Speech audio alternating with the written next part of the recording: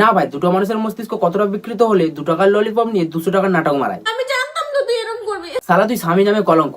আমার বউ যদি আমার কাছে ললিপপ চাইতো আমি ইনস্ট্যান্ট বের করে দিতাম।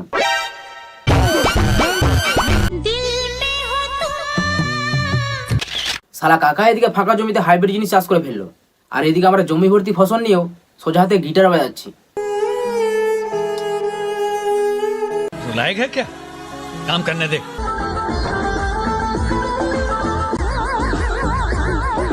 এই যে তোমরা সোশ্যাল মিডিয়াতে এসে দিন দুপুরে পিছন না চাও, তোমরা কি ভাবো লোকেরা তোমাদের ভালো বলে? দেখো বৌদি, সম্মান দিলে সম্মান পাবে, আর নোংরামি করলে গালাগালি খাবে। শোনো না, কি চোখটা বন্ধ করো না। बच्ची अपनी आंखें बंद कर लो। বলছি ভাই, তোর পোলিও ডোজ কম পড়েছে না করোনা ডোজ বেশি পড়েছে, কোনটা?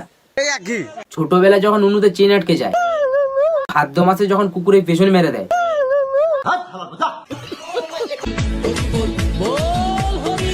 বলছি মামনি, কোনো কারণে যদি উপর থেকে আবার ডিগবাজি খেয়ে পড়ো না, তাহলে সেম গানটা একটু অন্য সুরে বাজবে।